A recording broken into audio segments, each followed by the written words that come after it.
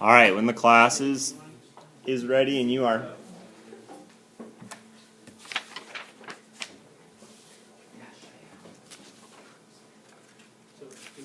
Yes, please. Okay. For our 20-time project, Avi and I did different methods for strengthening bone and to find different methods of like reversing the effects of osteoporosis. So me and Cheyenne decided to choose this topic because while we were kind of picking our 20-time topics, we were learning about bones in class, and we were both just really interested in how bones worked and how they rebuilt themselves. So we decided to focus on that and learn more about it. And eventually, as we were doing our research, we kind of narrowed it down to trying to cure osteoporosis. So our struggles. Well, when Aga and I were researching the different topics for strengthening bone, the articles were very complex. Like the terminology used was like medical level, like used in medical school, so it was very hard to understand. So what we would have to do is like we would go online to find definitions and stuff like that, and I would ask my mentor, which is my sister. She's a medical physician at Texas Tech, and I would ask her to like simplify the definitions for us. So that was definitely one of our struggles. And there were moments when we were like researching that we would often discuss, and we'd go like, is this even possible? Like, is our idea or our product going to even work? Is like to treat osteoporosis? Alright, so there's three main things that we learned about our topic. The first one being Wolff's Law, which was a theory developed by German anatomist and surgeon Julius Wolff, and he basically stated that healthy bone in a human will the loads under which it is placed. And then there's mechanotransduction, which refers to the mechanisms by which cells convert mechanical stimulus into electrochemical activity. And the last one is piezoelectricity, which is the electrical charge that accumulates in certain solid materials, which includes bone, in response to mechanical stress.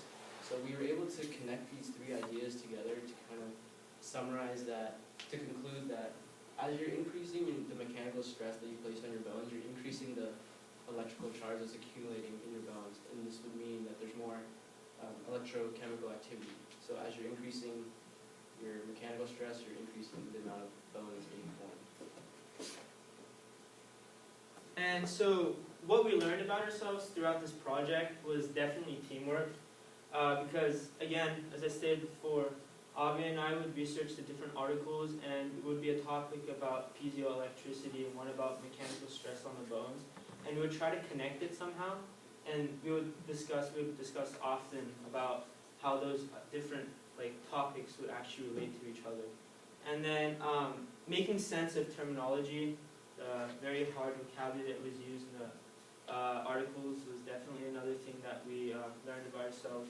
Not to get discouraged. Definitely, like there were moments where we wanted to change our topic, but we just stuck to it, and we believed in ourselves, so we just continued. And we were very passionate about learning about bones. Based on the previous lectures that we had, we were very interested. And another thing was creativity. From the articles that we read, Avi and I had to make up some idea that was not already stated based on the articles that we read or like the research we've done, because there's a lot of like types of products that people wrote about that can cure osteoporosis, but we had to think of something new. So creativity and thinking outside of the box is another thing that we have to learn. Okay, our process is pretty straightforward. Basically, it was pretty easy for us to figure out what topic we wanted to do, but it was hard for us to kind of narrow it down and figure out where we wanted to go with all this research that we were finding. So we dished out a few ideas, and then eventually we decided to try and find a cure to osteoporosis because it's really practical and we'd be helping a huge demographic. And then after that, it was just more researching and connecting ideas, understanding terminology, and then just coming up with some idea or treatment. And so what you'll take away from this presentation is definitely, so like most common reason for broken bones in elderly people is because because of osteoporosis. And as many of you already know, osteoporosis is like a condition where individuals lose their minerals such as calcium that is so essential to keeping their bones healthy and strong. And it's a very common disease in old people. And from our previous lectures and notes that we took, we know that one of the, not prescription, but one of the suggested activities for preventing osteoporosis is through exercising, such as weightlifting, which increases bone density. But we're trying to find a method where you don't have to exercise. Because I know like a lot of elderly people cannot take rigorous activities. So our idea is to cure osteoporosis by minimizing activity for elderly people and to help many people as well. Alright, so in the end, this was a very, we went through a lot of obstacles for the sheer fact that it was just so complicated. But we had a lot of fun with it, and we were very interested. And it was also very fulfilling when we were able to connect ideas and understand complex terminology. And we will try to definitely pursue this after this project is over because we're so interested in it, and we have a potential to help a lot of people.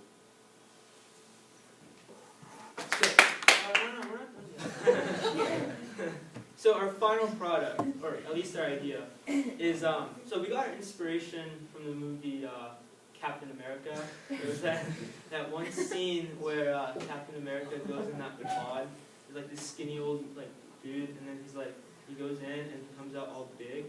But for our idea, we're not supposed to make the person big. We're supposed to make his bones super strong.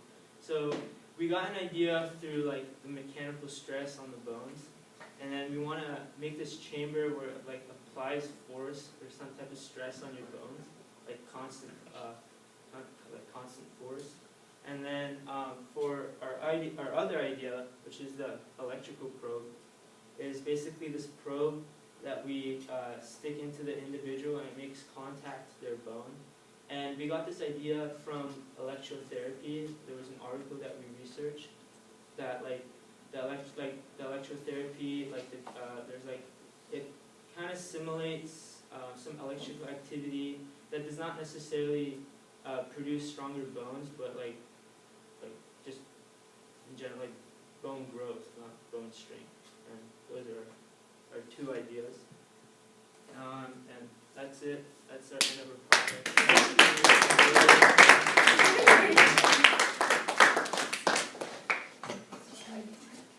Questions? I had a question about the electrical probe. Are you talking about a surgical type of thing where you stick the probe in their leg, or are you making skin contact? No, stick it in. Oh god, okay. Oh, it's just an idea. Yeah, I was just inquiring. Yeah, no, you stick it in. It's supposed to not be contact. Any other questions? All right.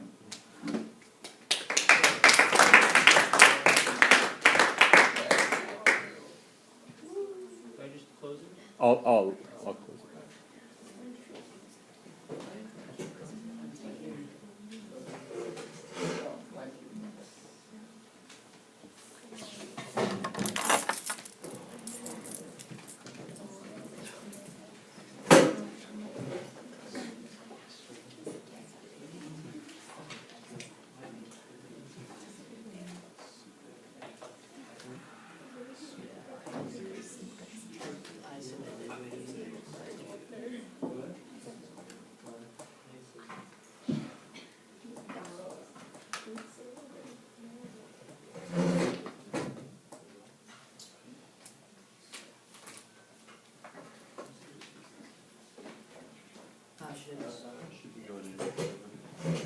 So this is my 2010 project, hybridization, and for the